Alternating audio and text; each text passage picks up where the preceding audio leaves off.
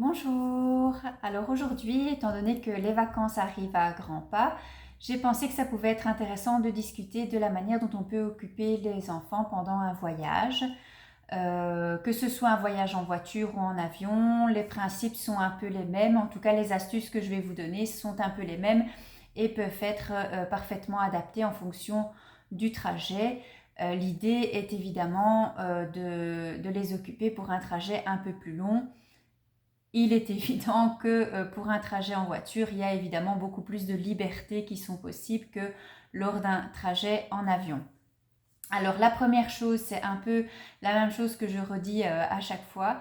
Le plus important selon moi, c'est anticiper, annoncer les choses et bien se préparer. Alors comment annoncer les choses? Bien, on va faire un petit planning, toujours.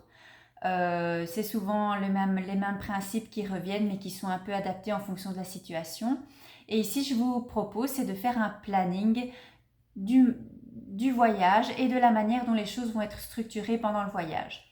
Alors, les choses peuvent être présentées de différentes manières. Soit on a la bande habituelle que je vous ai déjà montrée pour d'autres situations, sur laquelle on met, voilà, on va prendre le petit déjeuner, on va prendre la voiture, on va faire un pique-nique, on va reprendre la voiture, peut-être qu'à un moment on aura une surprise. Enfin voilà, je vais vous détailler ça plus tard. Donc on peut fonctionner avec ce type de bandelette assez simple où on déscratche quand c'est le moment. On peut aussi, comme c'est un trajet en voiture par exemple ou en avion, utiliser des choses un peu plus ludiques comme par exemple ce système, voilà, que j'ai trouvé sur internet où on a le départ, l'arrivée, on a la petite route et on peut faire avancer la petite voiture sur la route pour que l'enfant ait un peu une idée de là où on en est. Et dans les cases qui sont en dessous, on peut mettre différentes activités. Voilà, on met la route en voiture. Au bout d'un certain temps, on a par exemple de la musique, ou on a un peu la tablette, ou on a un jeu, ou on fait un arrêt pipi, ou des choses comme ça. Et à chaque fois en dessous aussi, on peut placer des petits pictogrammes de ce style-là. Qui sont des pictos timers qui vont permettre à l'enfant de savoir un peu, bon ok, j'ai droit à ça, ok, je suis sur la route pendant un certain temps, on a le timer qui va leur indiquer combien de temps ça va durer et on a un timer de ce type-là ou éventuellement un timer qu'on a sur le téléphone qui leur permet de voir le temps avancer et de savoir, ben voilà, maman m'avait dit on va faire de la route pendant, je sais pas, 45 minutes, on met le timer, quand ça sonne, je sais qu'il va se passer quelque chose, soit il va y avoir un arrêt, soit je vais avoir droit à un nouveau jeu ou des choses comme ça.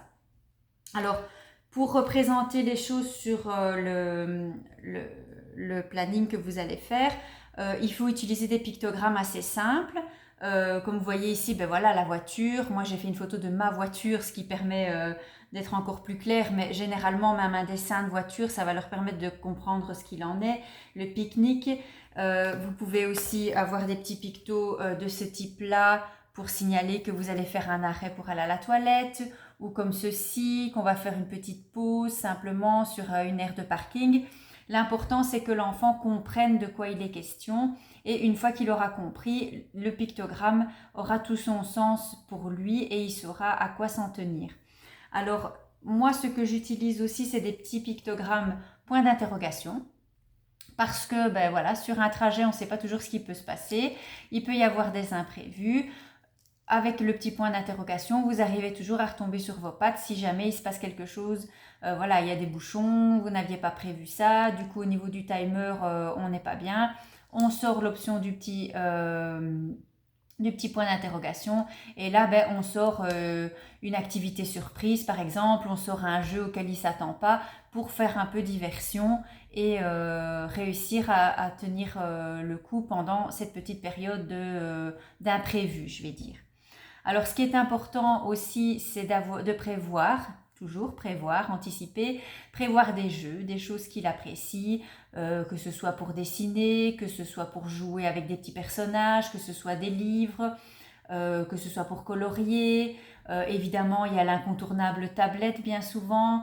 Bon, toujours essayer de ne pas leur donner la tablette tout le temps. Bon, ça, c'est un choix que chaque parent a. Mais c'est vrai que généralement, plus on leur laisse, plus la nervosité va monter au cours du trajet et ça risque d'être compliqué. Moi, généralement, ce sont des choses que je garde vraiment en dernier recours quand je sens que ça devient vraiment compliqué. Mais ça, voilà, c'est à l'appréciation de chacun. C'est vous qui connaissez vos enfants. Il y a toujours les possibilités des petits dessins animés aussi. On peut faire, par exemple, des périodes courtes de tablettes et de dessins animés tous les X temps, ce qui leur permet de tenir. Voilà, si je me tiens bien jusque-là, ben, j'aurai droit à ça plus tard. Donc, le principe de récompense est appliqué aussi sur le trajet en voiture.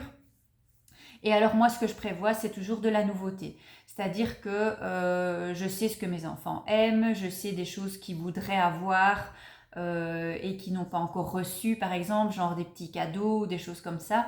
Et je les garde et quand je sens que ben voilà, ça devient un peu long, ça devient un peu compliqué, euh, attention, pas pendant qu'ils sont dans une crise, mais plutôt quand voilà, on sent qu'il y a de la nervosité qui monte et que voilà, il faudrait trouver une alternative, bien je sors la nouveauté et ce qui fait que l'aspect nouveau de la chose va faire diversion pendant un certain temps et ça aide toujours.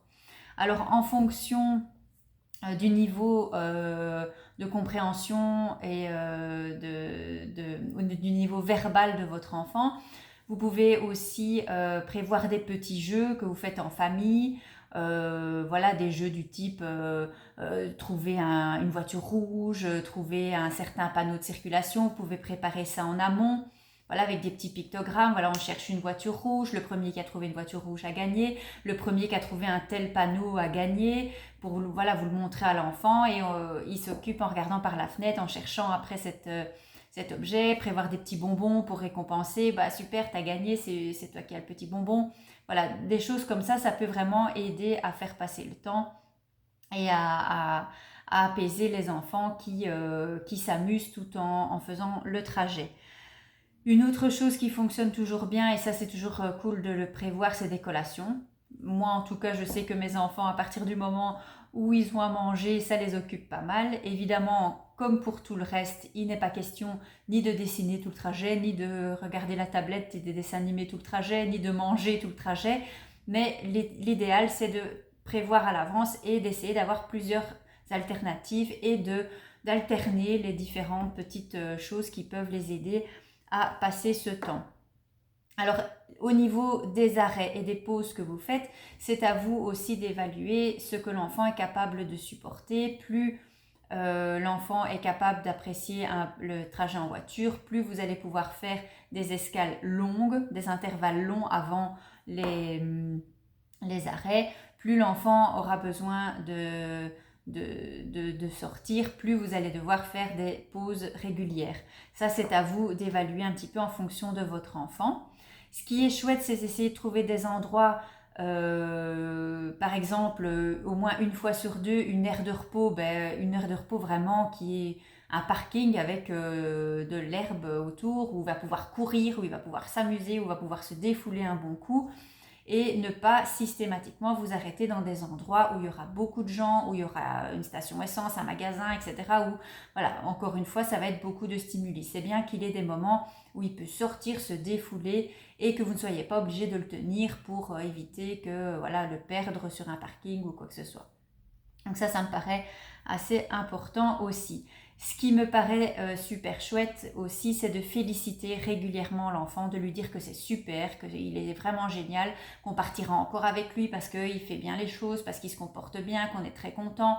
Par exemple, ça peut être un truc très bête, mais le féliciter en lui disant ah ben voilà, t'es vraiment super, et ben quand on s'arrêtera encore, on ira te chercher un paquet de chips par exemple, parce que t'es vraiment top. Voilà, un paquet de chips, un chocolat, une petite voiture, un jus, peu importe, mais voilà, vous avez compris l'idée. L'idée, c'est de lui dire, on est fier de toi, tu fais bien les choses et on continuera à le faire parce que tu es vraiment super. Donc voilà, ça c'est plein de petites astuces que je peux vous donner pour faire des petits trajets en voiture. Évidemment, pour l'avion, vous pouvez fonctionner voilà, avec le même type de système, avec un petit avion dans le ciel qui se déplace. Évidemment, là, vous ne pouvez pas proposer à l'enfant des arrêts ou des choses comme ça, mais vous pouvez un peu plus lui proposer des moments de tablette, des moments de musique, des moments de jeu, etc. Vous pouvez aller avec lui aux toilettes. Parfois, il y a possibilité de se déplacer un peu dans les couloirs. Voilà, il y a toujours moyen de trouver des choses qui permettent de l'apaiser et qui permettent de l'occuper un maximum. Voilà, j'espère que je vous ai un peu aidé avec ces 2-3 petites astuces pour un trajet en voiture plus serein. Et je vous souhaite à tous de bonnes vacances. N'hésitez pas à donner des infos sur la manière dont vous gérez tout ça, soit en commentaire, soit en rejoignant ma page Facebook Astuces Autisme. À bientôt!